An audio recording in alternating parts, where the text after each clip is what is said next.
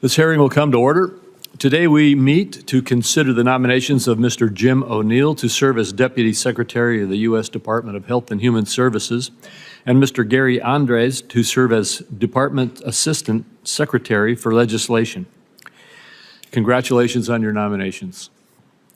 Thank you both for meeting with bipartisan members and our staff throughout this process. These conversations have provided us the opportunity to highlight our priorities and learn more about how each of you would approach your roles at HHS. During the hearings for Secretary Kennedy and Centers for Medicare and Medicaid Services Administrator Oz, I noted the size and scope of the department, as well as the importance of the programs it oversees to millions of Americans. If confirmed, he will play an integral part in managing the department, coordinating and communicating across often siloed agencies with Capitol Hill. In many ways, our healthcare system reflects a bureaucratic, disjointed department. Well-intended programs and initiatives can be conflicting, confusing, and in practice, ineffective. While this dynamic presents significant challenges, it also offers opportunities for transformative solutions that benefit patients, providers, innovators, and taxpayers. Much like HHS, patients are best served when our healthcare system functions as a team, relying on a variety of provider perspectives and talents to deliver patient-centered, high-quality outcomes. By rethinking the outdated strategy of late-stage, symptom-based care, we can address the underlying causes of chronic conditions that drive up costs for patients and taxpayers. Having previously served at the department, Mr. O'Neill understands the multifaceted nature of HHS and the importance of internal collaboration to accomplishing shared goals. If confirmed, he will have cross-cutting insight into the efforts of each division within the department, allowing him to integrate effective actions and make our healthcare system more proactive. Mr. Andres is a veteran of Capitol Hill and has a deep understanding of how to implement a successful legislative agenda. I'm confident he will be an asset to Congress as we seek input on development of legislation and updates on departmental actions.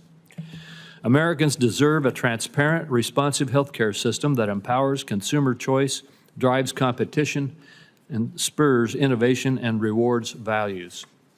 This committee has taken bipartisan steps to achieve these goals by acting to reform our prescription drug supply chain, fix our broken clinician payment system, and expand access to mental health in rural areas, including through telehealth. If confirmed, I look forward to continuing these efforts with each of you. Thank you both for your willingness to serve. And I now recognize our ranking member, Senator Wyden, for his opening remarks. Thank you very much, Mr. Chairman. Mr. Chairman and colleagues, it has been 82 days since Robert Kennedy Jr. was sworn in as America's Chief Health Officer. In my view, his tenure has been nothing short of a disaster. The United States is now on track to experience the worst measles outbreak since 1992. As of Friday, there have been 935 cases reported across 30 states. 2 children have died, yet Robert Kennedy continues to offer up lies and junk science that are dissuading parents from vaccinating their kids. 96% of the cases are among unvaccinated individuals. Robert Kennedy continues to cherry-pick scientific studies, and then he twists them to promote his own viewpoint on issue after issue, from vaccines to fluoride in drinking water to autism. Unfortunately, Mr. O'Neill, who's been nominated to serve as Mr. Kennedy's right-hand man, has been cheering him on every step of the way, including as recently as last week, when he told my staff that he thought Robert Kennedy was doing a, quote, good job on addressing the measles outbreak. I want members of the committee to stop and listen to Robert Kennedy's own words I think that are vile about Americans living with autism. And I'm going to quote here. These are kids who will never pay taxes, they'll never hold a job, they'll never play baseball, they'll never write a poem, they'll never go out on a date. He goes on to say autism destroys families. His job is to speak to the American people about their health care. His words matter. When parents of a child with autism hear him say things like that, it matters. I'm confident that every member of the committee has met with a family or an individual with autism. The things Robert Kennedy has said about these Americans is not only false, it demonstrates that he views those with autism as somehow being less than a person. This reckless rhetoric also stokes fear. Robert Kennedy is talking about creating a national registry for kids with autism. If you're a parent, what are you supposed to think when an individual who thinks autism destroys families also wants to create a national registry for their kids? In my view, this is bone-chilling behavior from somebody responsible for Americans' health and well-being. The consequences are already, sadly, coming into view. Parents who think their kids might have autism are scared to seek a diagnosis or treatment out of fear of what this administration might do to them. Democrats on this committee warned the public about the consequences of Robert Kennedy's bizarre views and blatant disregard for science. It was equally clear that some Republicans on this committee shared those views, but that concern wasn't great enough to overcome the overwhelming pressure from Donald Trump and his allies to rush through the nomination. All of that takes place amid a sweeping and chaotic upheaval at the Department of Health and Human Services. That's where Mr. O'Neill is nominated to be Deputy Secretary. This position amounts to the Chief Operating Officer at the agency. Now let's just kind of add up what's going on over there. Over the past several weeks, Health and Human Services has lost 20,000 workers. That ranges from cancer researchers to those who help seniors access Meals on Wheels. I was at Meals on Wheels in Portland recently. We have a wonderful person, Paul Knowles, 94, who says he sees nobody during the week except the person who delivers the meals. But for some reason, we're going to go after Meals on Wheels with the Trump crowd. And as one fired public health expert put it, we don't know what's killing us. Unsurprisingly, this meat cleaver proposal resulted in essential personnel and critical research getting cut. That includes fundamental national priorities like eliminating lead exposure for kids. Robert Kennedy has said as many as 1 in 5 workers at HHS could be reinstated, while the media reports confirm there are no such plans. Either Robert Kennedy has no idea what's going on in the agency, or he is lying once again. I suspect both are true. Mr. O'Neill sounds like, based on what I've learned, that he'll be another yes man for Trump and Kennedy. It's worth noting that Mr. O'Neill's views made him too extreme already once in the Trump tenure, made him too extreme to be confirmed as a position of the FDA during Donald Trump's first term in office. While historically the FDA evaluates products for safety and efficacy, Mr. O'Neill has said that only safety should be considered. In effect, the FDA, with this view, would be rubber stamping drug approvals regardless of whether there's evidence that the drugs work. If Mr. O'Neill had his way, apparently Americans would still be using Benjamin Bly's soothing balmy oils to cure head and neck cancers. The consequences of the Trump Republican health agenda on American families is in center focus now. That's because Republicans are finalizing their plans to cut hundreds of billions of dollars from Medicaid. That would terminate health insurance and Medicaid benefits for millions of Americans, including kids and seniors. Let me wrap up by touching on the nomination of Gary Andres. He's been nominated to be congressional liaison at HHS. Since Donald Trump's inauguration, senators on this side of the committee dais have not received a single substantive response to our inquiries, not one. So I want all to understand what is on our mind today. It seems clear the majority has surrendered any pretense of congressional oversight, but in my state and the states of my Democratic colleagues, the American people are demanding answers. Robert Kennedy promised radical transparency. Those were his words when he came before the committee, but what the country has received instead is radical secrecy. Mr. Andres is going to be responsible for course corrections on that front. I hope we'll hear about a bipartisan commitment that holds him accountable for that. In his current role, Mr. Andres released House Republicans' wish list of more than $2 trillion in proposed Medicaid cuts and hundreds of billions more from programs that help families afford food, energy bills, and child care. Mr. Andres should also answer for this anti-family grab bag of cuts targeting the most vulnerable kids in America. So we have a lot to talk about today. I look forward to it, Mr. Chairman, and thank you. Thank you, Senator Wyden. In a moment, Mr. O'Neill and Mr. Andres will share their opening statements. Before doing so, I will provide a short introduction to both nominees. Mr. O'Neill recently served as CEO of SENS Research Foundation, where he led efforts to research and develop regenerative medicine solutions for age-related diseases such as Alzheimer's, cancer, and heart disease. He was previously a managing director at Clarium Capital, a global macro investment fund, and was CEO of the Thiel Foundation. Mr. O'Neill also previously served at HHS from 2002 to 2008, eventually becoming the Principal Associate Deputy Secretary. Mr. Andres is currently the Republican Staff Director for the House Budget Committee. Mr. Andres previously served as the Republican Staff Director for the House Ways and Means Committee from 2018 to 2022, and for the House Energy and Commerce Committee from 2011 to 2017. He has also worked in the White House Office of Legislative Affairs and has years of experience in the private sector.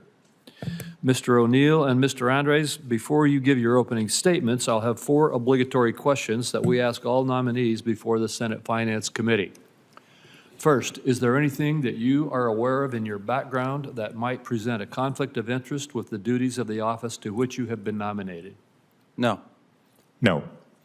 Second, do you know of any reason, personal or otherwise, that would in any way prevent you from fully and honorably discharging the responsibilities of the office to which you have been nominated? No. No. Third, do you agree without reservation to respond to any reasonable summons to appear and testify before any duly constituted committee of Congress if you are confirmed? Yes. Yes. And finally, do you commit to providing a prompt response in writing to any questions addressed to you by any senator of this committee? Yes. Yes.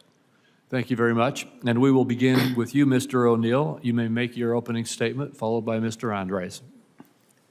Good morning. Chairman Crapo, Ranking Member Wyden, distinguished members of this committee, thank you for inviting me to appear before you today. Imagine every American waking up vibrant, energetic, and free of disease. That's President Trump's vision to make America healthy again. And I'm honored to be nominated to help turn it into reality. I'm also grateful to Secretary Kennedy for his bold leadership and for his trust in my experience to deliver results. My children, Eve, Sebastian, and Cecily, are in school in California today, but they're why I'm here. I want them and every child to inherit a healthier nation. Mr. Chairman, I believe that all Americans deserve to be healthy, happy, and prosperous. Most families try to make healthy choices, but our food system pushes ultra-processed foods. Our official nutrition advice creates confusion. Our healthcare system is difficult to navigate, and it prioritizes pills over prevention. Providers spend too much time clicking through pop-up screens and fighting with insurance companies instead of looking patients in the eye. Federal policies can empower people to break this cycle.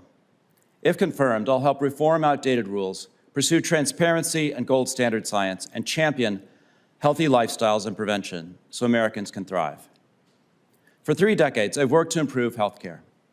As a Senate staffer in the 1990s, I helped senators shape bipartisan reforms, including HIPAA, collaborating with lawmakers to protect patient privacy. During the Bush administration, I had the pleasure of working at HHS for 6 years with Secretary Tommy Thompson, Secretary Mike Leavitt, and thousands of talented career and appointed colleagues. I'm proud of my work there, and I learned a great deal about the responsibilities, structures, and dedicated professionals of each of the operating divisions of the department, as well as how those divisions can best serve the American people and improve their health and welfare. At HHS, I helped Congress pass the Medicare Modernization Act, modernize FDA, and strengthen food safety. I improved preparedness for avian influenza and hurricanes by helping establish the Administration for Strategic Preparedness and Response after it was authorized by Congress. I conducted health diplomacy by visiting allied countries and working with ministers of health. I served in the President's Management Council and led HHS to earn the highest possible management score. Most recently in California, I partnered with entrepreneurs to advance cutting-edge research, technologies, and therapies. And this experience has reinforced my conviction that government must not hinder but rather support innovators to deliver effective and affordable results that get better every year. I've seen what happens when you pair the brightest minds with the best tools and data, when it's bringing that same dynamism into government. Sadly, America's health is in crisis. 3/4 of Americans are overweight or obese, leading to chronic disease like diabetes, high blood pressure, and over time, heart attacks and kidney failure. Diabetes alone costs us $400 billion every year, and it has exploded in prevalence tenfold since 1960. Fentanyl ravages our cities and our countryside. Addiction and mental health are urgent, unsolved problems. Since 2000, suicide has increased by 37%. Medicare hospital insurance is headed toward insolvency. Families struggle to avoid individual insurance. We spend $4.1 trillion on health care, double the OECD average.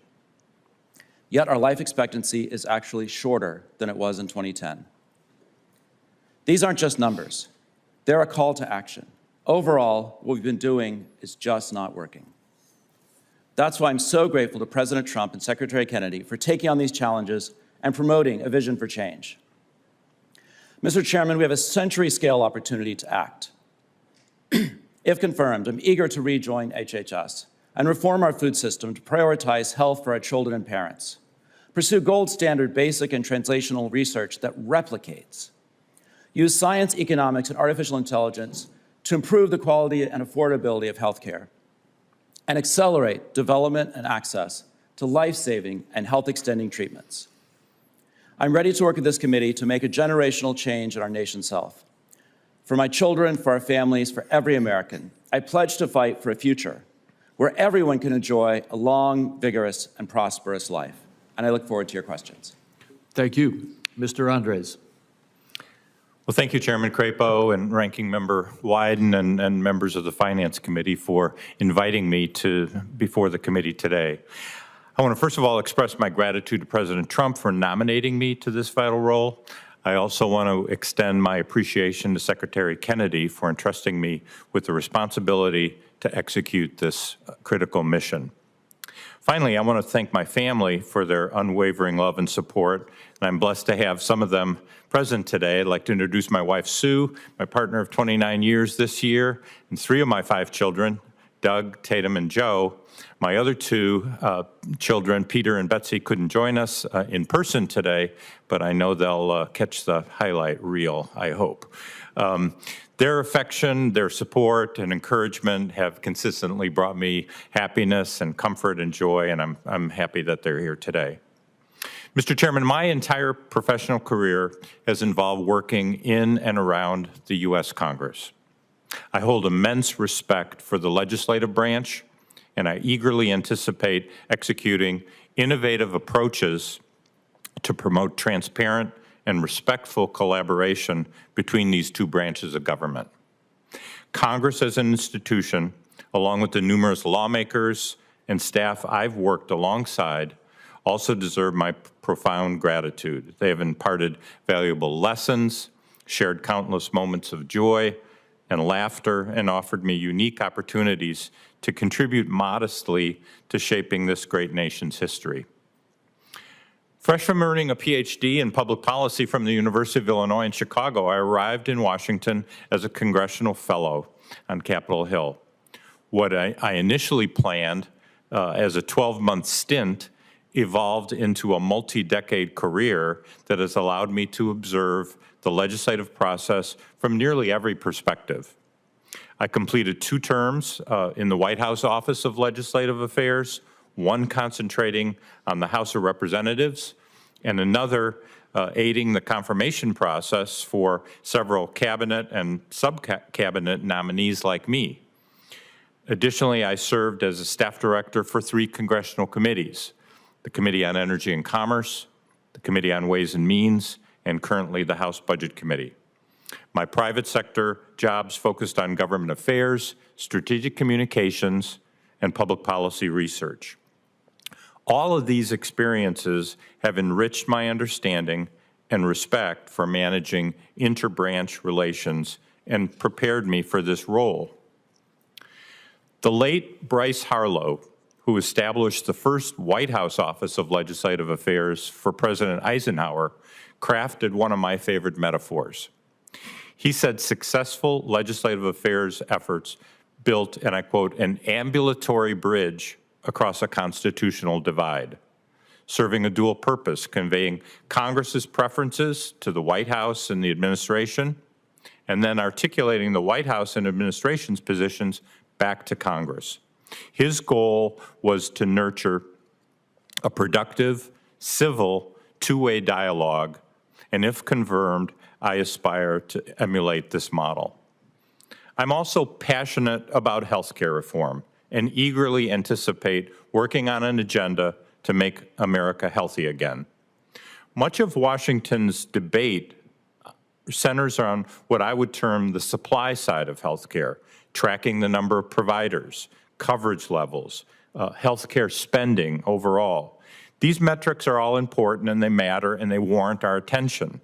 However, equally critical is the demand side of healthcare. We must prioritize keeping people healthy, emphasizing preventative care, screenings, reducing chronic illnesses, and taking proactive steps to foster wellness. If confirmed, I would pursue these objectives with enthusiasm and vigor.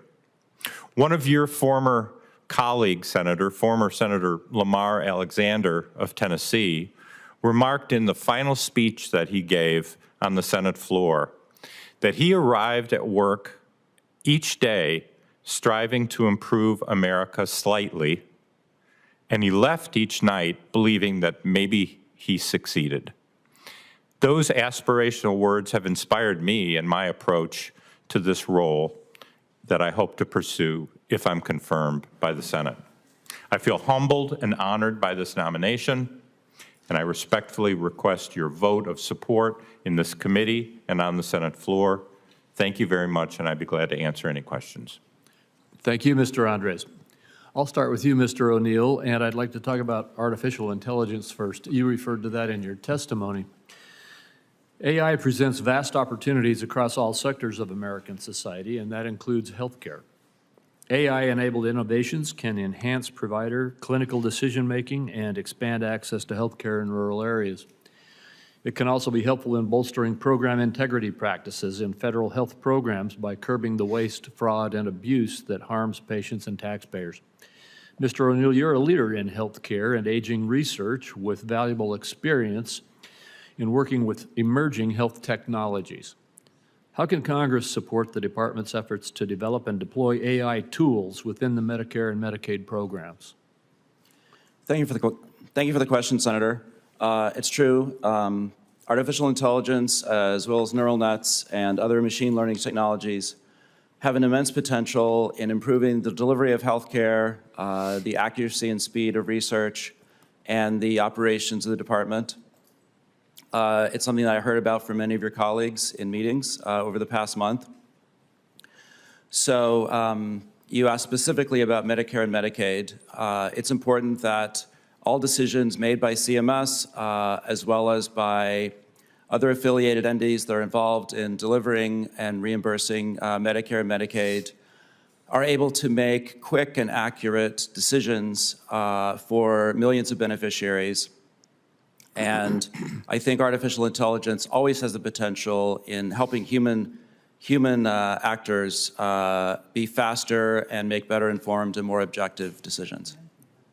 Thank you. And Mr. Andres, I'd like to talk to you about timeliness. I suspect you're very familiar with the dynamic I'm going to describe to you, but the HHS Secretary annually testifies before the Finance Committee on the President's proposed budget blueprint. During former Secretary Becerra's tenure, responses to written questions for the record were not delivered in a timely manner. The most egregious example occurred last year. The FY 2024 HHS budget hearing took place on March 22, 2023. Answers to members' questions were not submitted for the record, were not received until February 22, 2024, 11 months later. Even more troubling, former Secretary Becerra was scheduled to testify on President Biden's FY 2025 budget blueprint 10 days later in March 2024. Understanding that HHS staff needs sufficient time to prepare clear responses, a year seems to me to be pretty excessive. Will you commit to responding in a more timely fashion to members' questions for the record? Senator Crapo, thank you for that question. And one thing I wanted to add to as context is that as I've gone around and met with senators on this committee and with their staff, the concern that you're raising has been something I've heard over and over and over again. So number one, I'm aware of that and I'm sensitive to it. Number two, I think both from my positions as working as a congressional staffer, I understand the importance of timely responses to congressional inquiries. I also know that from my White House tenure, that was something that you always heard about from the agencies as well.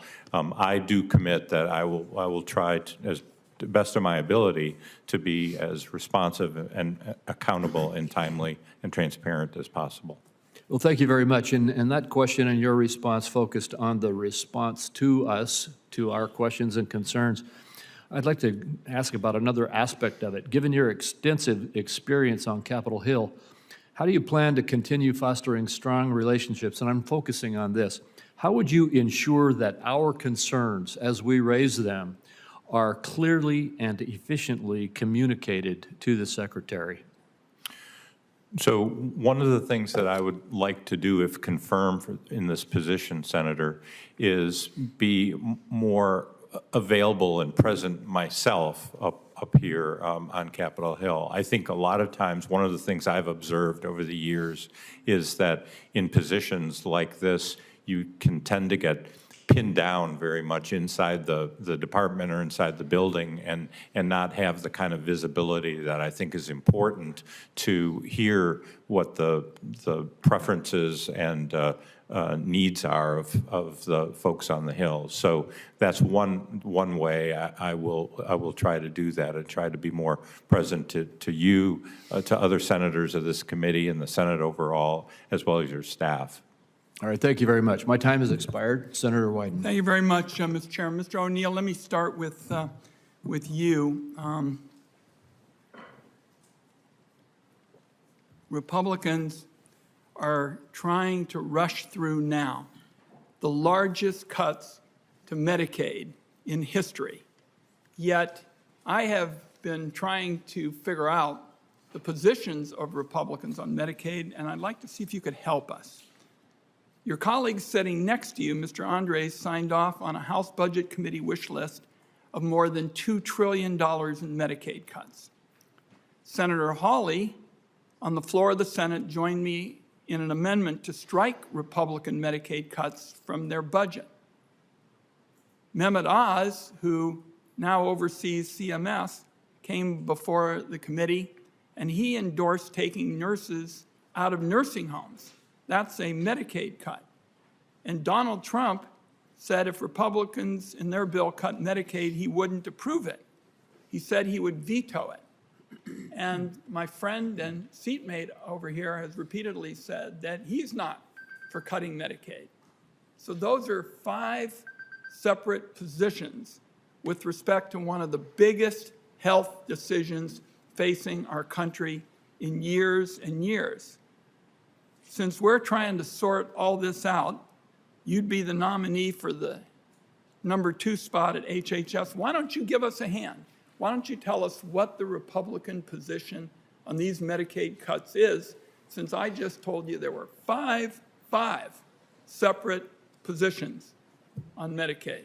What can you tell us about what the position actually is? Because it's coming up quick. Thank you for the question, Senator. And by the way, I really enjoyed our phone call last week. Thank you for taking the time. So, you know, not every member of every party always agrees. That's why we have so many wonderful members of this chamber and the other chamber. People are allowed to have their own opinions about the best way to move forward. So Medicaid was created in the 60s to serve some very vulnerable populations that really needed help. It's important that it continue to serve those populations. I think that should always be its focus. Well, my time is very short. Why don't you tell me, since you're not answering my question about the 5 different positions, do you support cutting Medicaid? Yes or no? Senator, I was not involved in the House proposal that you're... I asked you about you. Do you support cutting Medicaid? Senator, It's a yes or no question. I support focusing Medicaid on protecting the most vulnerable populations, the ones that it was created to support in the 1960s. Okay. I think it should always... I'm going to move on. Let the record show that I asked you yes or no. Do you support cutting Medicaid? You did not answer. Mr. Andres, same question, yes or no? Senator, I'm not sure that that can be answered in a yes or no way. The budget proposal that you referred to originally was really a set of options that were developed by a host of different people, including the Congressional Budget Office. I understand that, but you want a key position in the healthcare field, and you're going to be shaping healthcare policy in a very dramatic way. So I'm just trying to figure out what you guys actually think, because I said there are 5 separate positions. So why don't you tell me yes or no, are you in favor of cutting Medicaid? So if you're talking about taking away benefits from the most vulnerable people in this country, the answer would be no. But that is like the argument that was made on the floor of the Senate and would open up the prospect for cutting a lot of other Medicaid services to a lot of other people. Do you want to answer yes or no whether you're for cutting Medicaid? Well, I thought I just answered that for cutting benefits to the most vulnerable people. That would no. open up a way, because the question of what constitutes a vulnerable person isn't defined by law. So this is code for cutting benefits, and that's what you've said. Question for you, Mr. O'Neill, before my time is up. I was recently in Medford, and what I had to deal with there is the fact that the Head Start benefits for folks there had essentially been frozen, and I had to unfreeze them. So people were ecstatic that I was there, and we made all these calls to the Administration for Children and Families. But they're worried about what's going to happen now, because it's not clear that the administration will support Head Start in the future. Can you explain to Oregon families why your department would be putting those young people and those young families at risk? Senator, I don't work at the department. I'm not aware of any decision to reduce Head Start. If confirmed, I would definitely be involved in any decision like that. Do you support Head Start or not? Are you for cutting that too? Senator, I do. I had the pleasure of working with Head Start when I was at HHS before. We were always looking for ways to make it better and for ways to improve early childhood development through a variety of means. I think those continue to be I'm going to hold the record open so that you can answer my question yes or no. I'm glad that you're interested in all kinds of concepts about Head Start, but what I saw in Medford is that the program had been frozen. People were going to get hurt until I stepped in. We got that resolved, but they're still worried. I'll hold the record open, and with respect to the questions I've asked you, if you want to answer directly a yes or no question, I'll look forward to it. Thank you, Mr. Chairman. Thank you. Senator Grassley. I'm not going to ask questions. I'm going to list some of my priorities for the Department of HHS. When I'm done, I'm going to save some time for you to respond if you want to respond of agreement or disagreement. My first point is something that Senator Crapo ended with. A key responsibility of each member of Congress is oversight. Oversight allows us to hold bureaucrats accountable to the rule of law and helps keep faith with taxpayers. I expect HHS to provide timely and complete responses to congressional oversight. Secondly, dealing with pharmacy benefit managers. Since 2018, I've been working to hold pharmacy benefit managers accountable in order to lower prescription drug costs. I expect HHS to work with Congress to do the same thing, accountability, hopefully even support legislation that I hope comes out of this committee later on, like it did last year. On rural health care, I expect prioritizing of health care needs for rural Americans, including support for rural hospitals, clinics, rural pharmacies, rural health care workforce, and improving maternal and child health care. Organ transplant system reform in a bipartisan way. We need confidence that our organ transplant system is efficient and fair. I would like to see HHS fully implement the bill U.S. Organ Procurement and Transplant Network law and do it properly. This law improves the management of our organ transplant system and establishes some competition. The fifth one would be qualified foster families. Across the United States, there's a shortage of such families and retention challenges among families that do open their homes to children in foster care. Senator Hassan and I have introduced a bill that is entitled Recruiting Families Using Data Act to help address this and avoid unacceptable temporary placements of children in settings such as office spaces, hotels, and the like. I expect HHS to help states address the challenge of recruitment and retention among foster families so that children aren't placed in unacceptable settings. And lastly, improving outcomes for older youth aging out of foster care. In January, the Government Accountability Office published a report to understand how states are using funding from the John H. Chafee Foster Care Program for successful transition to adulthood. That's a long name of a program that we have in place. I requested this report after I became aware that some funding was going unused and being returned.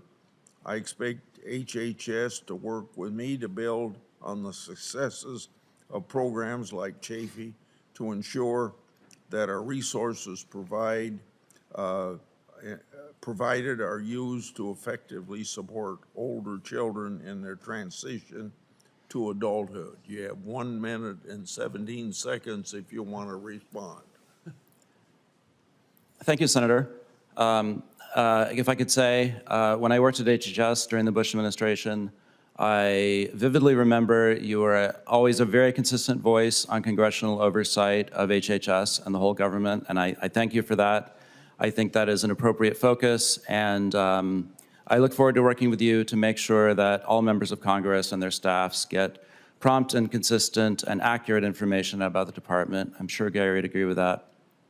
On foster care, the Administration for Children and Families, as you said, has a deep responsibility to ensure that state and other programs related to foster care are ensuring that all foster children have access to good, loving families, and that is a priority for me, and I look forward to working with them. Senator Grassley, thank you for stating those priorities. I know those are consistent with when I met with your staff, and they emphasized all those things as well. So appreciate you reiterating them. I do know of you. You have a long history of interest in oversight. I look forward to working with you on that. I know that there's bipartisan interest on PBM reform. I look forward to working with you on that. And I know from speaking with a lot of the other members of this committee that rural health is a priority for you as well as others. So look forward to working with you on all those things. Okay, thank you. Mr. Chairman, thank you. Thank you. Senator Cassidy. Hey, thank you both. Thanks for your willingness to serve. Mr. O'Neill,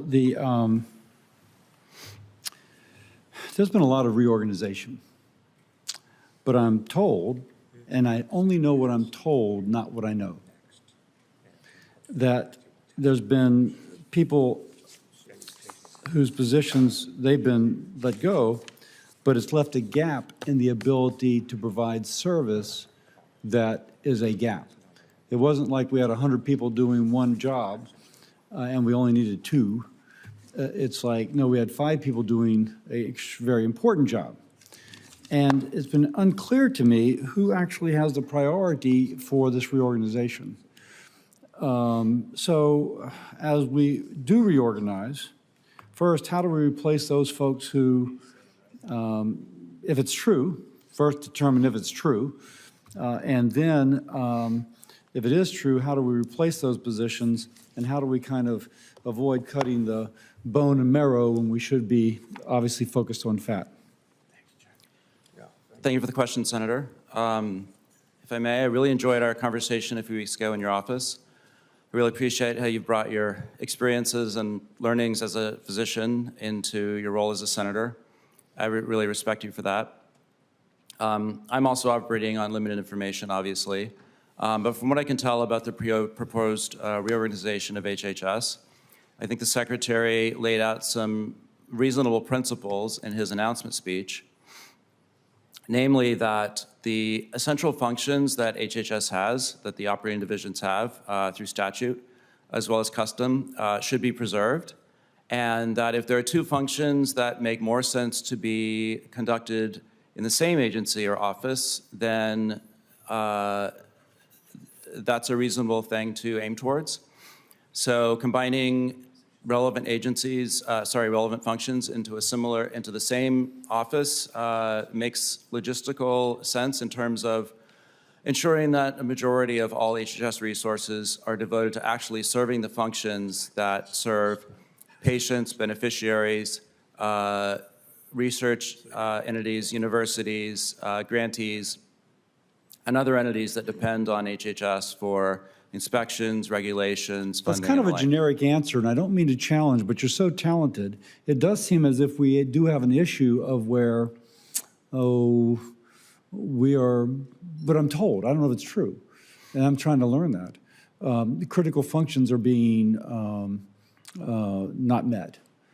And you're on the outside, maybe you have a limited ability to do that, but I will say that if you are approved, that would be something that I think is important for our country to get right. We've discussed vaccinations, and you have mentioned your opposition to mandates. We've now, I think, had 19 kids die of flu. I saw a report yesterday when children typically have not died from flu. We've had 2 or 3 kids die in Louisiana of, I'm looking for the report right here, I think of pertussis, which, like, kids haven't died from pertussis forever. And then we know the kids dying of measles in West Texas. What can the department do to actually promote immunizations? We're having people die from vaccine-preventable diseases. And if you're opposed to, say, if you're going to go to school, then there would be a pre-matriculation requirement in order to enroll, then there has to be an alternative. There'd have to be an aggressive promotion of immunizations. How would you approach that issue?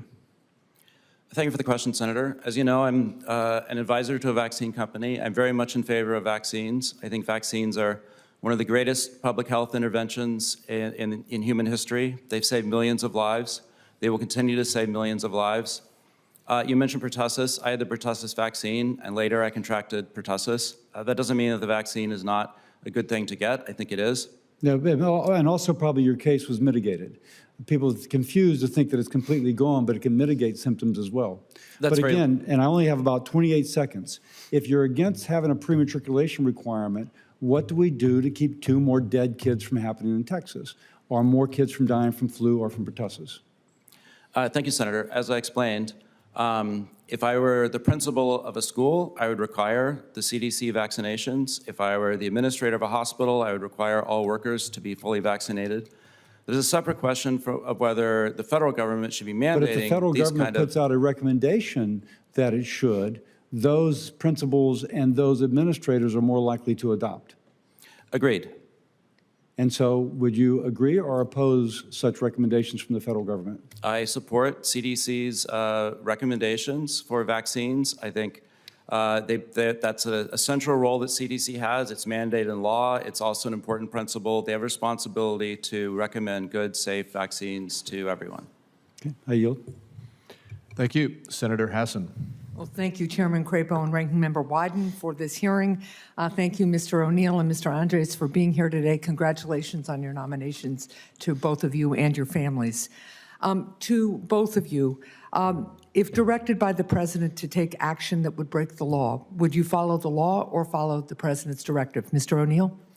Thank you for the question, Senator, and I really enjoyed our meeting in your office a few weeks ago. It is always important to follow the law, and the President would not ask me to break the law.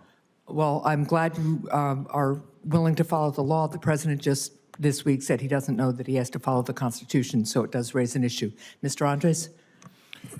I agree that it's important to follow the law. I don't believe the President would ask me to break the law. Well, that defies credulity, I'm sorry to say, because he obviously already has, and he has just pardoned people who attacked police officers in the Capitol in January.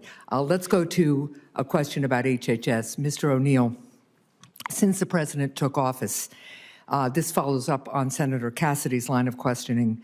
Nearly 1,000 Americans have contracted measles, and 2 children have tragically died. The first child dying of measles in the United States in more than 20 years. Measles is almost entirely preventable with the measles vaccine, but Secretary Kennedy refuses to say clearly that the vaccine is the best and only way to protect our children from measles. Mr. O'Neill, do you think Secretary Kennedy is leading an effective response to the measles outbreak? Senator, thank you for the question. As you know, I strongly support the MMR vaccine. I've received it, so have my children. I think right, it is but safe do you and effective. believe, I have limited time, do you believe Secretary Kennedy's response is effective? Senator, he's been surveilling the measles situation. He has advocated parents get the MMR vaccine, and I completely agree with him on that. So you believe that children dying of measles for the first time in more than 20 years reflects an effective response by this administration? Senator, I don't know what is causing the current situation with measles, but the Secretary has advocated for the MMR vaccine, and I think he's completely correct to do so. So how many children would have to die of measles for you to characterize Secretary Kennedy's response as ineffective? Senator, he's been Secretary for a few months. CDC has been surveilling disease outbreaks for decades. I think he's doing a good job, and I think... Well, I appreciate that answer. Secretary Kennedy has repeatedly gone on television to promote unproven remedies. So you may say he's doing a good job, but he's affirmatively gone on television to promote unproven remedies, such as telling parents that vitamin A can lead to, quote, almost miraculous and instantaneous recovery, close quote, from measles. This claim is simply not true. And now doctors in Texas say they're treating children with liver damage from overdoses of vitamin A. If confirmed, will you ensure that medical professionals lead the department's medical guidance on measles instead of Secretary Kennedy? Senator, I'm not familiar with the study that you're citing. I'd be happy to read it. But I think that both the department as well as physicians should always pursue the best and most rigorous science in all of the recommendations and treatments. So if Secretary Kennedy refuses to follow accepted medical guidance, which a lot of us think he is refusing to follow right now, as has happened time and time again, will the medical professionals get final say, or will Secretary Kennedy? Senator, physicians have a responsibility to make the best recommendations and decisions to their patients based on the best information that they have. They always have that responsibility. It's given to them by the states that license them. This is a different question, and I'm going to move on to another one in a minute. But this is about whether HHS is going to follow science and follow the advice of the medical professionals that work at HHS. I know very well what physicians are licensed to do at the state level in their practices. This is about whether Secretary Kennedy and you in your role will accept the best medical opinions and advice and guidance from the physicians and scientists who work at HHS. And I would suggest to you that Secretary Kennedy is not following that advice or those directives now. He's not following science, and he is doing grave harm. Now, I'm going to turn quickly in my last 24 seconds to the issue of the Low-Income Home Energy Assistance Program, also called LIHEAP, which was established more than 4 decades ago and helps more than 25,000 Granite Staters pay their heating bills. President Trump and Secretary Kennedy recently fired the entire staff who administer this program at HHS. And without LIHEAP, many seniors and families with children are at risk of not being able to afford heat during dangerously cold winters. Now, do you support Secretary Kennedy's decision to force seniors to choose between putting food on the table or heating in their homes? Senator, I had the pleasure of working with LIHEAP when I was at HHS in the Bush administration. I know that it's very hard to stay warm in the winter if you're on a limited income. But I was not involved in the decision to have rifts of people that work at LIHEAP, and I don't know what information or reasoning went into that decision. Well, I doubt there was much reasoning at all, which is the point. But will you urge the Secretary to reverse his cuts to the LIHEAP program? Senator, if I'm confirmed, I would. You could hold me responsible for all of the activities of the entire department, including all the agencies and sub-offices. My view, my very strongly held view, is that if the department has made a mistake, it should correct the mistake promptly. Thank you. Thank you, Mr. Chair. Thank you, Senator Cortez Masto. Thank you. Thank you, Mr. Chairman. Thank you to the ranking member. To the nominees, congratulations on your nomination. Welcome to the family members that are here today and watching as well. Mr. O'Neill, let me follow up on some of the programming that I have concerns about at HHS that some of my colleagues have talked about. One of them is the National Firefighter Registry for Cancer, which is the largest effort to date to understand and reduce cancer risk among firefighters, risks that are especially severe for wildland firefighters that we see in Nevada who face exposure to dozens of known carcinogens on the job. But today, the program's website, if you go to that website, it states, and I quote, "Due to the reduction in force across NIOSH, which is the National Institute for Occupational Safety and Health, firefighters can no longer enroll in the National Firefighter Registry for Cancer. Despite the urgent need, this program has been effectively halted due to staffing cuts at CDC. Enrollment is shut down, research is paused, and there's no timeline for resuming these operations." Now, the Trump administration claims that mass firings and reorganization won't impact HHS programs or functions, but as we can see, that's clearly not true. Despite these assurances, the Firefighter Cancer Registry is at a complete standstill. So, Mr. O'Neill, if confirmed, let me ask you this. How will you ensure that firefighter health and safety programs get back up and running without further delay? Thank you for the question, Senator. I agree with what I think is your premise that firefighters willingly take on an extremely risky career in order to save lives. I really respect them for that. It's important that they have good health care and that we understand the best way to care for them, the best way to prevent any diseases that are particularly prevalent in their profession. My understanding of the RIFs and the proposed reorg is that the heads of the operating divisions decided which people would be RIFed. That seems to be a reasonable level of decision-making in terms of deciding which people would be let go. I believe the Secretary has said, and I would certainly agree, that if there are any mistakes in the proposed reorg or in the RIFs, that the department should correct them. And the Secretary also said that the goal of the proposed reorg was to preserve the essential functions of the department, sometimes by combining duplicative functions into one place or related functions into one place. And I appreciate that. And listen, let me just say, I appreciate your value statement and your repeating what the secretary said, but when you're in that position, now you get the discretion to decide whether this is an essential program. Do you think it's an essential program and it should be appropriately staffed? Senator, things related to research it might be best located within CDC. They might be best located with NIH. I have not looked at the arguments pro and con. Yeah, I didn't talk about the location. I just said, do you think it's an essential program for our firefighters and it should continue and be adequately staffed? Senator, I think it's important to do research to understand the best ways to mitigate the particular risk that firefighters face, and I have not had a chance to review the particulars of that program. Let me ask you this. In response, I heard you talking some comments with respect to Senator Grassley, and Senator Grassley's an advocate for organ donation. In the past, you have stated that people should be free to sell their organs and that it should be monetized, and I quote, there are plenty of healthy spare kidneys walking around unused. Do you still agree that kidney organs or just organs in general should be monetized and people should be free to sell them?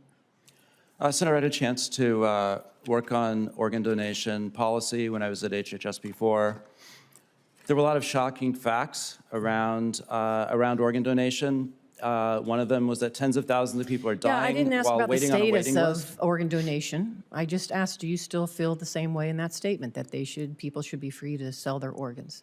Senator, there are many. It's simply a yes or no question. There are many barriers in the law, as the last time I looked, that make it difficult for recipients of a kidney donation to compensate donors for the follow-up medical care for their donation. I think it is reasonable to look at improving these policies so that someone who makes the very generous decision to donate a kidney or another organ will not suffer financially, will have their follow-up medical care, lost work and so forth, compensated by the recipient if the recipient is able to do so. Mr. Chair, my time is up. I will submit the rest of my questions for the record. Thank you. Thank you very much. Senator Wyden, do you want to ask a final question? I have one question, then I'm going to brief closer. Mr. O'Neill, I saw a comment you made about wanting every American, this is your quote, every American to wake up vibrant, energetic, and free of disease, and that's President Trump's vision to make America healthy again. But what we have seen in the last 3 months and what we have talked about this morning, as recently as my colleague talking about the safety of firefighters, is we have seen unprecedented efforts in one way or another to derail the ability of Americans to get good health care. So if Republicans are gutting Medicaid, terminating coverage for millions of children and family and seniors, and just in that discussion with my colleague about firefighters, those firefighters and people going to wake up the next morning feeling vibrant? Senator, as I told your colleague, I have not had a chance to review that particular program, but in general, to answer the first part of your question, it's been frustrating to a lot of people for years that junk food is cheaper than healthy food, that nutritional guidelines are confusing. I didn't mention junk food. I talked about the programs that are being cut, that are being waylaid, the programs that used to help people, but now they're being studied. You said that Americans ought to wake up, vibrant. I'm, of course, excited about that. That would be a great idea. I just don't see how that's consistent with all these cutbacks in essential healthcare services. So maybe you can tell me specifically how those two are reconciled, that everybody's going to be vibrant when their healthcare is cut. Measles, all these kinds of programs. How does that work? I'd be happy to try, Senator. So the vision the Secretary laid out for the proposed reorganization was that functions of HHS be preserved and be carried forward in the most efficient way possible, sometimes by combining related functions into the same place, by reducing duplication, by eliminating middle management where that is not a good use of money, and leveraging the department's money and people towards succeeding in the most essential functions. And from what I can tell on the outside, that is the vision that has actually guided the proposed reorganization. Mr.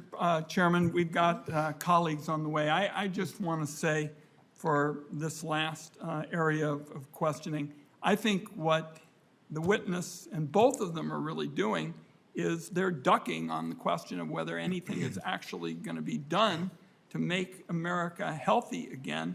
And I think what they're offering up is an approach that's going to leave people sicker, a nation living in fear, confusion with unprecedented levels of disease in a modern era. We're supposed to be making progress, guys, in terms of people dealing with these dread diseases, and what we have cited from the time of my opening statement are areas where it's getting worse. And you all are doing studies and you're looking at various agencies and the like. Meanwhile, people are getting sicker. And that's not what we want in America. That's not what we were told we were going to get. It certainly doesn't seem to me to be consistent with making America healthy again. And I appreciate your courtesy, Mr. Chairman, with respect to my colleagues. I believe at least one is on the way, and that should be resolved quickly. Well, we will pause for a few minutes to see if another colleague shows up for questioning. If we don't get some attendance soon, we will wrap up.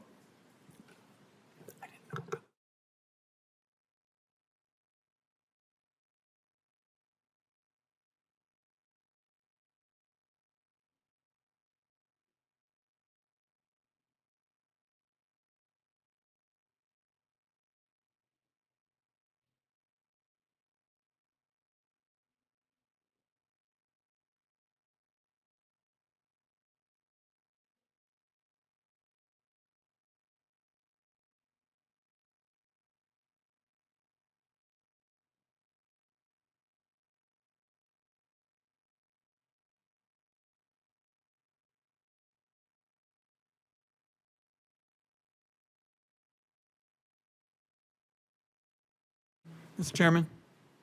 Yes. Just very briefly while we await our colleague, and we appreciate your courtesy.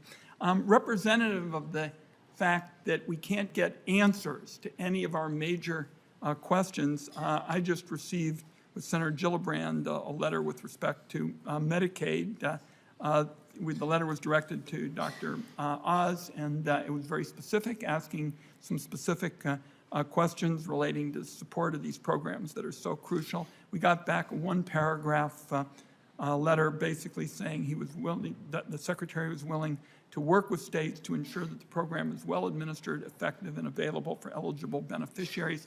That, of course, is an example of not being responsive to Senators' questions. I would ask unanimous consent that it be presented in the record, and I note that Senator Warren is here. And I would say to colleagues, I was told others are coming.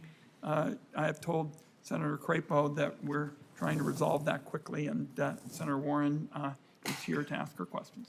All right, thank you. Without objection, the letter will be entered in the record. And Senator Warren? Thank you, and I apologize for the delay. I'm, like many, trying to cover multiple hearings today. So Senate Republicans confirmed RFK Jr., despite warning signs that he would put Americans at risk. So far, the deadliest measles outbreak in decades has already left 2 children dead.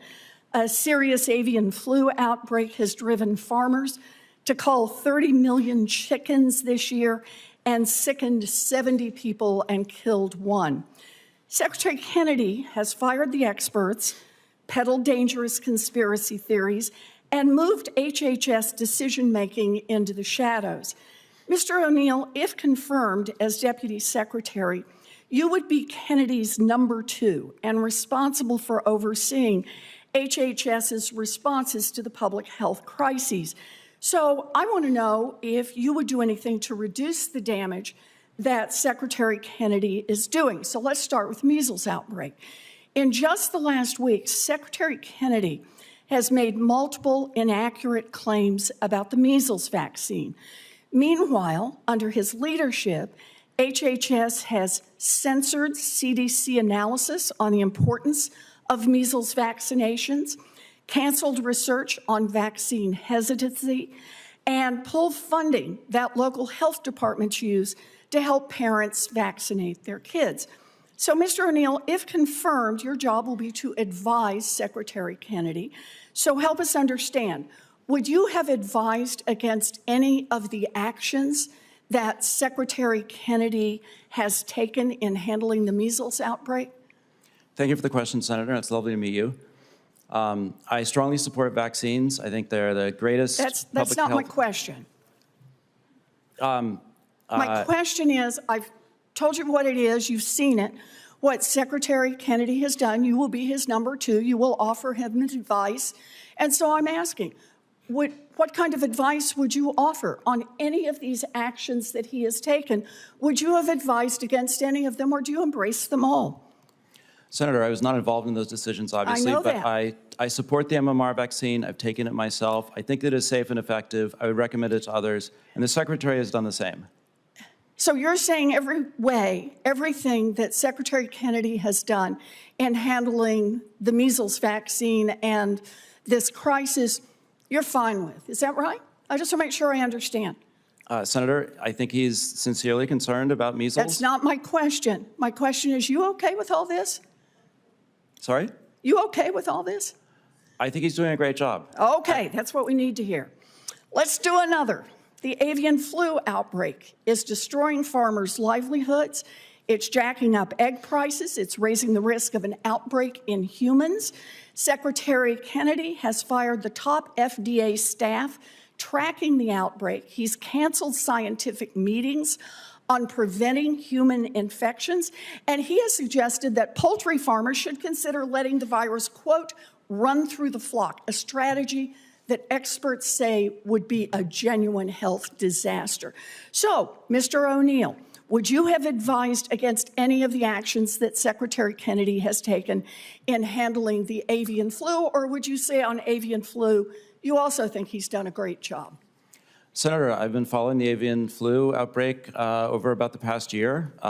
It's been a significant concern. Lots of people are watching it. CDC is tracking it. Canadians are tracking it. The kind of thing that everyone is watching for that would... My question is about Secretary Kennedy and the actions he's taken. I've just identified the actions he's taken. I'm asking you, would you have advised him to take any different actions than those he has taken? Senator, the avian influenza strain that is prevalent currently among both domestic fowl and wildfowl seems to be optimized for avian systems. If it were to appear to have evolved such that it's jumping Mr. from human to human none of this is my question. You are going to be there to be number two to Kennedy and to advise him. So I'm saying here are things Kennedy has done. I'm asking the question, which I think is perfectly reasonable, would you have given different advice? And you have told me on measles, you think he's doing a great job, which I assume means not different advice. How about on avian flu? You think he's doing a great job there? Senator, the Department of Agriculture makes most decisions regarding vaccination of wildlife. Of course, I will always give the Secretary, if confirmed, my honest, frank, and update opinion. You know, I appreciate that you have done a great job of trying to avoid this question, because the one thing we're trying to determine is what kind of advice this guy's going to give, and all he can do is mumble around and say Kennedy's doing a great job. I don't think that's somebody who's going to help curb the worst risks that Kennedy is pumping into our healthcare system. Thank you, Mr. Chairman. I apologize. Thank you. Senator Blackburn. Thank you. Pardon me. Thank you, Mr. Chairman, and to each of you, congratulations on your nomination, and I know that you are going to serve well. I want to come to you, Mr. Anders, first. I had such a wonderful experience serving with you when I was on Energy and Commerce in the House. And one of the things that I think my Democratic colleagues would benefit from knowing is the way you brought a bipartisan leadership to your role as you supported the chairman and you helped us work in that bipartisan manner to accomplish some very significant things. We think about 21st century cures and the difference that has made, and the Medicare physician payment work that we did on those payment rates in the Protecting of Medicare Act, and then, of course, with the opioid epidemic, the SUPPORT Act. So speak for just a minute so that my Democratic colleagues can hear about your approach to leading a team at Energy and Commerce, supporting the chairman and the ranking member, and accomplishing these things in a bipartisan manner. Well, Senator Blackburn, thank you very much, and it's great to see you again, and thank you for those kind remarks. Yes, I was very involved in the 21st Century Cures Bill while I was at Energy and Commerce, physician payment reform, as you mentioned. I was at the Ways and Means Committee. We also worked on the No Surprises Act that was a bipartisan bill, and also worked with this committee as well on that, and also retirement security reform. So I do have a lot of background working in a bipartisan way. I think one general comment I would make about that I've observed from the process is that, and we're right in the middle right now of the reconciliation process, and I think both parties over the years have used that process to advance their own party-specific priorities.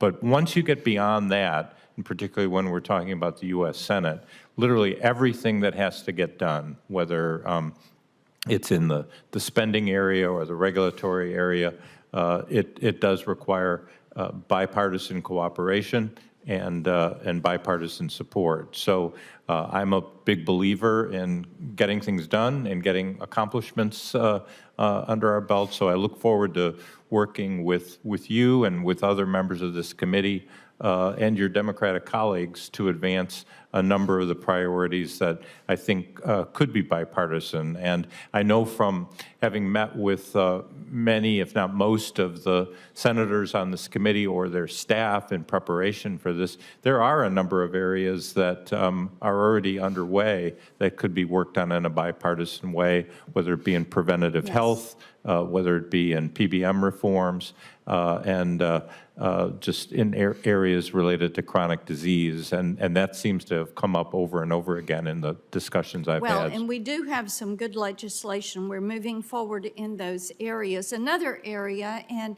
Mr. O'Neill, I want to come to you on this, because healthcare technology and health IT, Nashville is a great example of where health IT is advancing rapidly, and our responsibility is the regulatory measures around that, and that is going to be a part of your portfolio.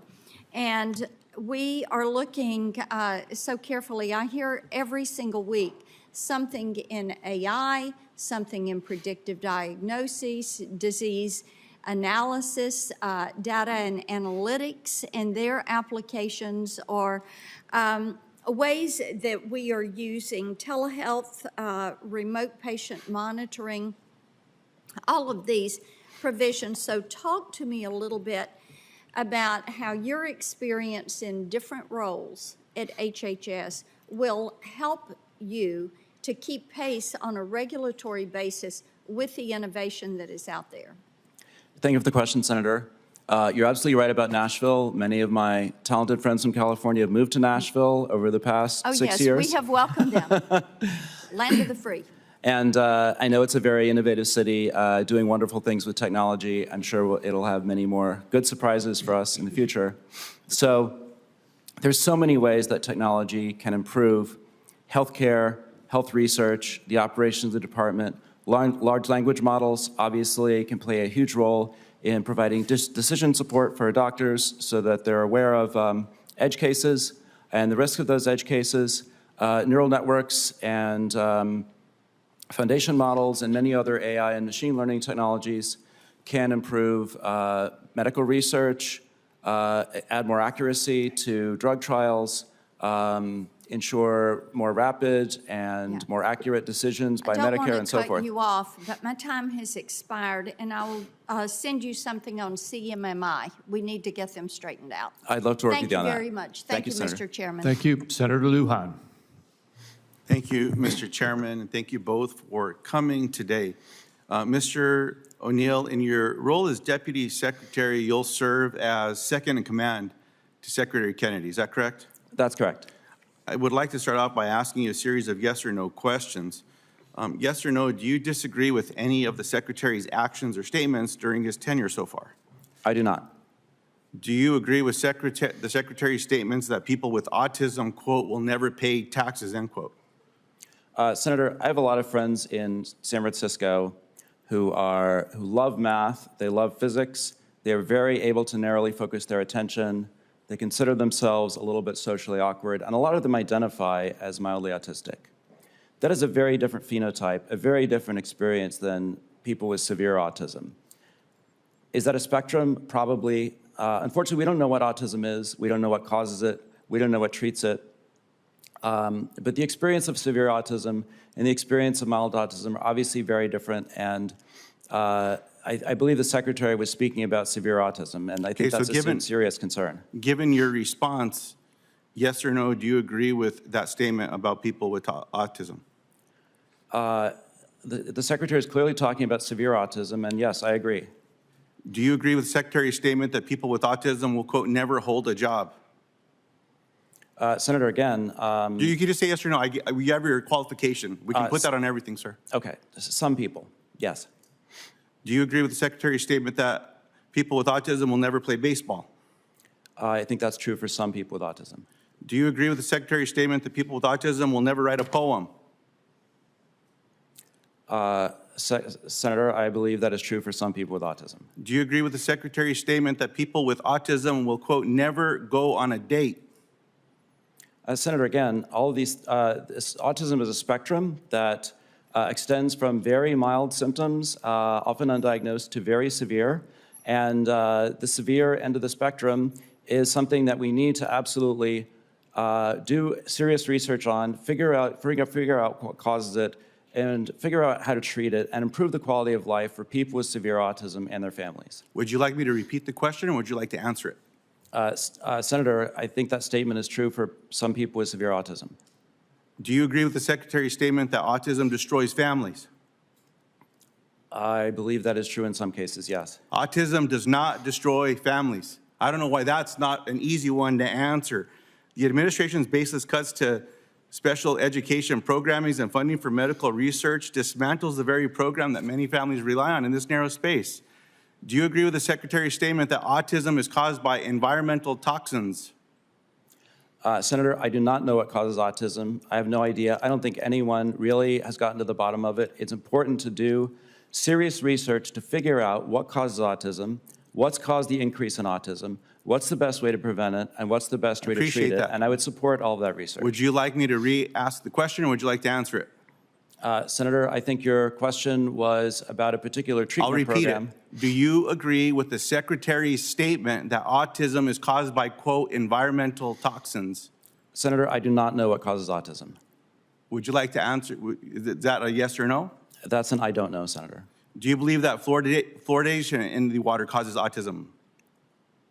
I don't know, Senator. I do know that NIH published a study about toxicity of fluoride in water in, I believe it was August or September. So I think that deserves further research. Mr. Chairman, I would like unanimous consent to enter into the record a letter signed by 250 organizations affirming the safety and effectiveness of community water fluoridization. Without objection. Do you agree with the Secretary's statement autism does come from vaccines? Senator, I don't know what causes autism, as I've said. I really don't know. I think it's important that we find out what causes autism. Mr. Chairman, there is no scientific evidence supporting a correlation between vaccines and autism. Do you agree with the Secretary's statement that measles, mumps, and rubella vaccine contains, quote, aborted fetus debris? Senator, I don't know what's in it. I do know that many Americans would rather not use a drug or a vaccine that has some upstream entanglement with abortion. I think it would be good for those people to have options. If I could intervene here, Mr. Chairman, I would like to enter into the record at unanimous consent a statement from the Children's Hospital of Philadelphia that says, quote, vaccines do not contain fetal cells, end quote. Without objection. You've already stated that you support the Secretary's response to the measles outbreak. 2 children in Texas and 1 adult in New Mexico have died. Do you think that's acceptable? Senator, no death is acceptable. Every death is a tragedy. Every death is one too many. I appreciate I that. support the MMR vaccine. I think it is safe and effective. I would recommend it. I've taken it myself. And the Secretary has also said that he supports and recommends it. Mr. Chairman, I have other questions I'll submit to the record. Thank you for the time today. Thank you, Senator Warnock.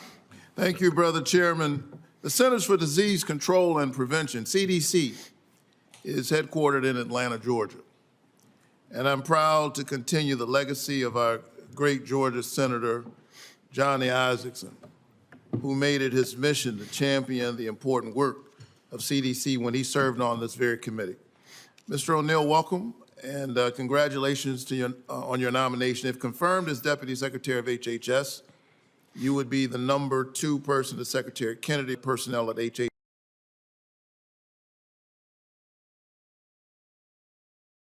including the CDC, but you'd be stepping into an agency that's mired right now in chaos, following the exodus of 20,000 staff through resignations, unjust firings, including over 3,000 dedicated CDC experts during a historic measles outbreak. Mr. O'Neill, these folks are my constituents. I know them. They're my neighbors. I bump into them in the grocery store. Many of them have just gotten performance evaluations saying that they were doing an outstanding job, only to be fired weeks later for, quote, performance issues. If confirmed, you'd oversee personnel. Yes or no, do you think it's appropriate to fire HHS or CDC public health researchers and experts for, quote, performance issues who had just gotten positive performance evaluations? Thank you for the question, Senator. As I said earlier, I had the pleasure of working at HHS for 6 years in the Bush administration. I always enjoyed interacting with CDC officials, enjoyed visiting Sir, I've read your bio, and I'm going to run out of time. Do you think it's appropriate to fire these officials who had just gotten a great evaluation? Senator, my understanding of both the proposed reorganization and the RIF was that the decisions of which personnel should be retained going forward was made by the heads of the operating divisions. I don't have any inside information. I'm not at the agency, but I believe that the leadership of CDC decided which people should be RIF'd. Do you think it's appropriate, just from an issue of fairness?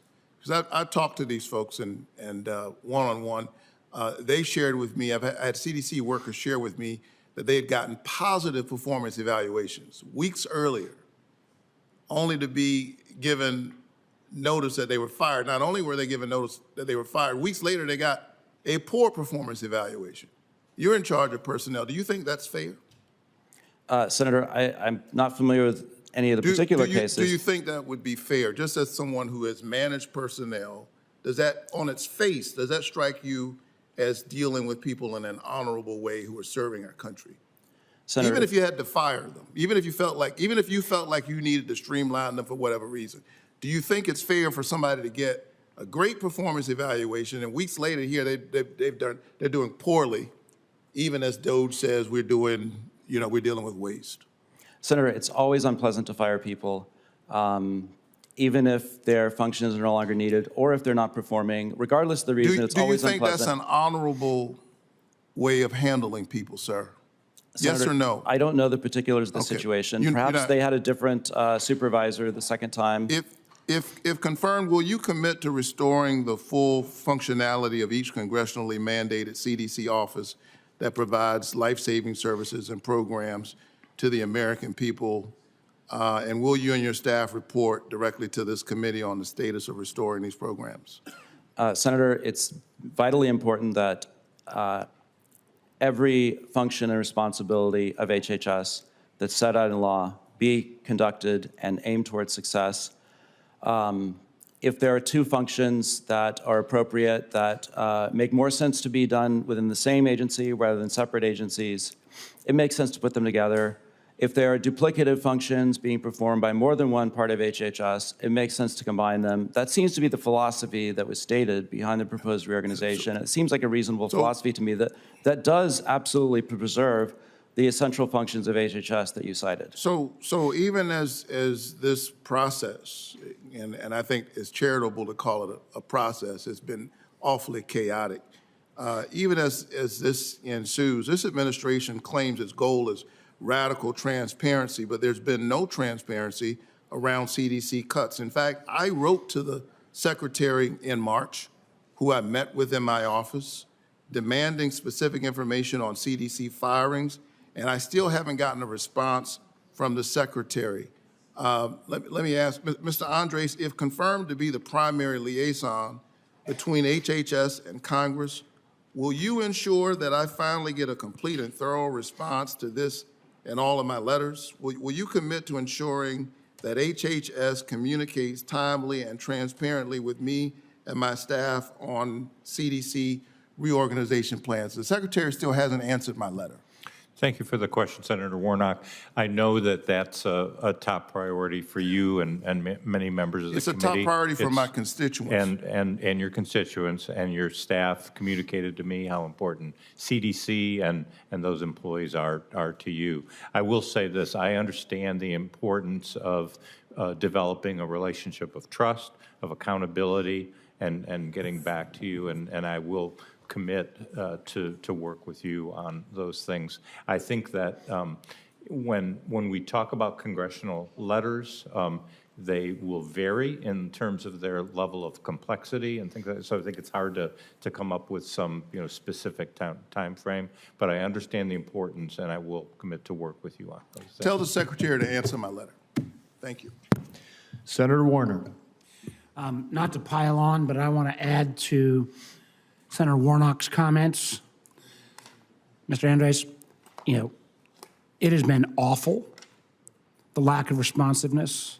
I've got a series of letters as well, and the fact is I even have evidence that Republican members get their responses answered by the secretary, and we, like Senator Warnock, and I'd be curious to see if any Democratic member has gotten any response from the secretary. It's outrageous. It is not the way the government's supposed to operate. Whether we vote for a nominee or not, the secretary has an absolute responsibility to respond to members of Congress. And frankly, it has reaffirmed why I'm so proud that I did not vote for this secretary, since he's not been willing to do that. Mr. O'Neill, it was good to see you again. We had a nice conversation. I want to bring up an issue we talked about online, and that is cybersecurity. I think we all remember what happened with last year with United Health Group and their Change Health subsidiary. The fact that you had an operation, one of the biggest providers or coverage in the country, and they had taken Change Healthcare for, a couple years. They still had not even put in basic things like multi-factor authentication. As we discussed, candidly, frankly, even trying to figure out who's in charge on cyber within HHS has been a challenge. We've spent a lot of time on this. I know a lot of colleagues on both sides of the aisle recognize that this is a huge problem. And candidly, on the dark web, as we know, personal health information has a higher value even than financial information. We did make a little bit of progress. I mentioned in our call your predecessor in the Biden administration, Andrea Palm, who actually finally took up this as one of her priorities. And we did try to update HIPAA to make sure there were mandatory minimum cyber hygiene standards. There is a rule that needs to be prioritized. If confirmed, will you urge the secretary to go ahead and finalize that rule? Senator, I also really enjoyed our conversation, especially about cybersecurity. As we discussed, cybersecurity is an unsolved problem. Everyone that has custody of health data has a responsibility to keep it secure, both legally in terms of the HIPAA law and the HIPAA privacy rule, also morally, and also technologically. So if the technology is not there to provide excellent cybersecurity, and my sense is that technology still has a lot of room to grow, then regulations or mandates can only do so much until the technology is there. So I think I would like to bring a lot of cybersecurity and AI But expertise. sorry, let me just say, I don't mean to interrupt, but Yeah. because I don't want you to, filibuster here. It's, as we discussed, this is an area, unless there's minimum standards, and because we have such a complex healthcare system that from large players to tiny players to equipment vendors, the market is going to respond if we have standards are in place. And there is a rulemaking that is in process. I hope that you would encourage the Secretary Kennedy to finalize that rule. I also want to just raise another one, Mr. O'Neill. We didn't get a chance to talk about this, but we got more information again out today of the continued misuse, careless, sloppy treatment of secure and classified information. I see this a lot from my position as chair and now vice chair of the Intelligence Committee. But should you be confirmed, there is an enormous amount of classified information within HHS. It can move markets. We talk about if it's the vulnerabilities around cybersecurity. Let me give you an easy one as my time runs down. Will you commit to make sure that if classified or other information is being discussed within the HHS world, that you will not default to non-secure communications channels like Signal? Yeah, Senator, I am absolutely happy to make you that assurance. And I would again just please urge, as you I think you're going to be confirmed, that you do a thorough review of this. There has been I'm particularly perturbed about what's happened in the Intel and DoD world with the sloppiness about secure information. But candidly, as more and more information becomes secure, and this is just not I would make this critique of the last administration as well. We have to make sure we do basic security one-on-one on this type of information. And I know the chairman and Senator Cantwell would share this, but I would like to work with you very much on that. Thank you, Mr. Chairman. Thank you, Senator. I'm happy to make that assurance and would love to work with you on it. Thank you. Senator Cantwell. Thank you, Mr. Chairman. Mr. O'Neill, do you support the proposed $18 billion cuts to NIH funding? Senator, I had no involvement in the development of any proposed budgets. I think it's important to pursue gold standard research, and anything we can do to improve NIH, ensure that it's promoting gold standard research, ensuring that it's funding research that replicates seems completely reasonable to me. Does that mean, you mean the proposed cuts seem reasonable because there's some stuff we're doing that isn't gold standard? Senator, I believe the president's proposal for NIH suggests combining some separate institutes of NIH into single institutes where the functions belong together to reduce duplication. That would cut $18 billion? Senator, I haven't had a chance to review the details that went into the budget. All I can say is I did not participate in that decision. Okay, well, I'm looking for a little bit of philosophy here. I come from a part of the world where we like innovation. We certainly like NIH investment in that because we look at it and say, how are we going to reduce these unbelievable costs of a baby boomer population reaching retirement and having huge demand? So places like the University of Washington done incredible work on Alzheimer's research. So we're going to strive to solve these huge healthcare costs by innovation, not by shortcutting innovation. Can I ask you about PBMs? They're a similarly challenging issue. As more and more people, as I mentioned, reached retirement, we have to figure out ways to lower costs. And according to the Federal Trade Commission, the largest PBMs impose a significant price markup. In one example, PBMs marked up a drug to treat hypertension by 7,736%. And the report also found that PBMs generated $1.4 billion from spread pricing, a practice that where basically the PBMs and the payers, such as Medicare, they basically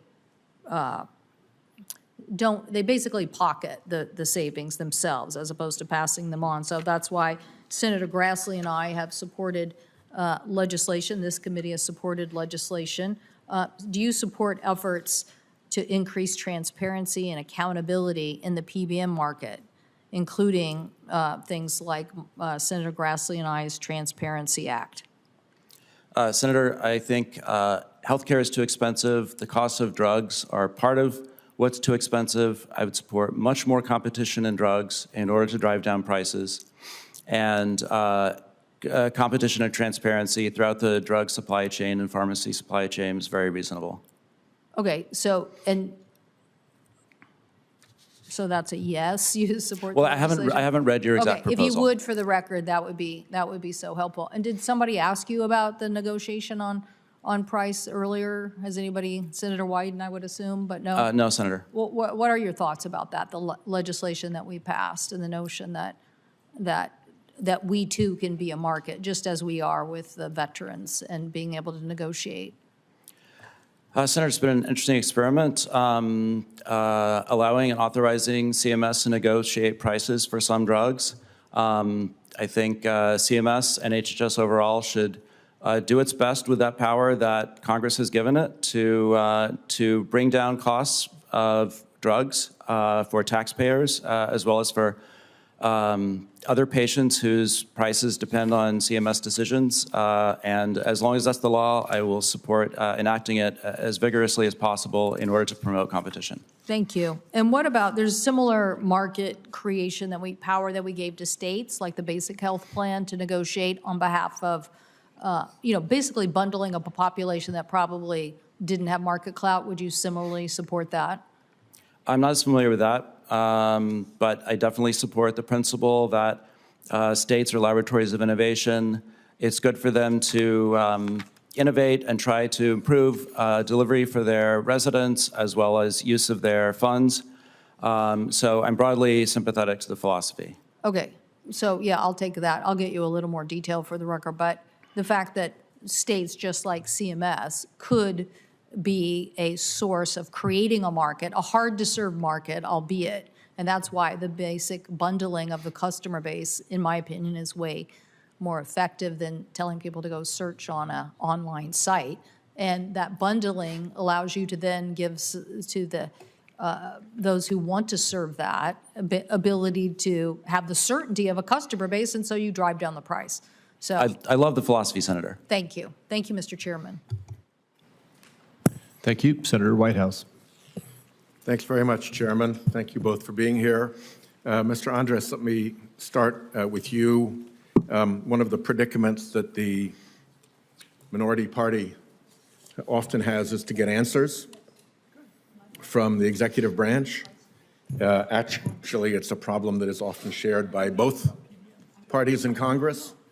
I'm wondering what assurances you can give me that you will be responsive to questions and queries from senators, irrespective of which side of the aisle they sit on. Senator Whitehouse, thank you for that question. And if I could just add in the beginning, I want to say how much I've enjoyed working with you when you were the chairman of the Budget Committee, and I was working on the House side for that. So I also know from the meeting that we had together how passionate you are about some of these issues, particularly CMS payment issues for your hospitals in Rhode Island and neighboring states. That's exactly why I want to make sure you'll take my calls and ask my questions. I'm very well aware that you made your point very clear. So thank you for that. And I will say, and I've said it before, I bring to this potential job, if confirmed, a commitment to work with both sides of the aisle to be accountable, responsive, and timely in our responses. I appreciate that. Mr. O'Neill, how many cases of measles is okay in the United States? Senator, measles is never okay. How many deaths from measles is okay? Senator, every death is one too many. So is there a number of cases or a number of deaths that would cause you to reconsider whether the present HHS strategy is working versus failing and cause a reconsideration of the present strategy? Or are you just going to follow this however it leads, however many cases, however many deaths? Thank you for the question, Senator. I am concerned about the outbreak of measles. I think the best way to prevent a further growth of measles is the MMR vaccine, which I've received myself. I believe the MMR vaccine is safe and effective, and the Secretary has said the same thing. He has recommended parents give it to their children. The numbers continue to grow is the problem. What somebody believes is one thing. It's the effect out in the population that really makes the difference. Is there a point in this trajectory of worsening measles cases and increasing deaths where you think a rethink of HHS's present strategy would be appropriate? Senator, the Secretary and the Department have recommended the MMR vaccine. If there are other reforms that you think they should be taking, I'd be happy to hear about them. Yeah, well, it's pretty much of a mixed message on the vaccine as best I can tell. So let's move on to another topic, which is the Musk, Doge, Doggy, whatever you call them people, have had access to HHS data sets, have they not? I don't know, Senator. All right, when you get there, if they have had access to the data sets, will you support doing an audit of the data systems to make sure that if they've been harmed, those harms are corrected? If there's been exfiltration of personal data, that is acknowledged and remedied. And if there are back doors that have been left in for private sector access to data systems, that those will be remedied as well. Senator, I'm a strong advocate for medical privacy, supported the passage of the HIPAA law in the 1990s, supported the promulgation of the HIPAA privacy rule in the Bush administration. I think medical privacy is both an important legal principle as well as an important moral principle. Patient data should never be abused and never viewed by unauthorized parties. So will you look at those questions to see if it has been? Absolutely, I will, Senator. Great, thank you. The last point, Rhode Island wants to be a model for end-of-life care. There are very stupid things that exist in the present system. For instance, if you're dying and the family needs to have you go to a nursing home, there's an intermediate 3 days and 2 nights you have to spend in the hospital, which creates nothing but drama and added cost. If you need respite care, the respite is that an ambulance comes to the house, and with all the drama of gurneys and all of that, Granny gets dragged off to the hospital where it's very expensive, and it's hard to feel that the family got a whole lot of respite when they've subjected their loved one to that. Instead, you could just have a nurse or a social worker come to the house and help solve the problem of respite. So there's another flaw in the system for people at the end of life. And then palliative and medical treatment ought to be able to go on at the same time. We are eager to work with that. I mentioned that both to the Secretary and to the Administrator, so I'm just mentioning it again to make sure that it's in your consciousness as well. You just said states could be laboratories. We want to be one. And the existing system for the treatment of people facing the end of life is not humane, not wise, and not cost-effective. So look forward to working with you on that if I can get the organization's attention enough to work with me. I love the idea, Senators. My time is up. Thank you, Chairman. Thank you. And Senator Wyden has one more brief. Senator Crapo has to get to vote, and I'm going to be very quick. Mr. Andres, you got a lot of chutzpah. I heard Senator Blackburn ask you about bipartisanship, and you named a number of things, including the PBM legislation, which I wrote with Senator Crapo. Do you know how that got derailed? At the end of the year, Elon Musk, backed up by Donald Trump, objected. We had it all ready to go. So do your best to get the facts right and get your bosses to help us on things that are truly bipartisan, like that 26-0 vote. Thank you, Mr. Chairman. Thank you, Senator Wyden. And we do plan to get that legislation over the line this time and look forward to the administration's help. Mr. O'Neill and Mr. Andres, thank you again for appearing before us today. You're both clearly qualified to serve in the respective positions to which you have been nominated, and I look forward to voting in favor of your nominations. I also encourage all of my colleagues to do the same. With that, I remind my colleagues that the deadline for submitting any questions for the record is 5 p.m. on Friday, May 9th, and I'm going to be scooting out of here as soon as I hit the gavel so I can get to the vote. This committee stands adjourned. Thank you so much, Senator.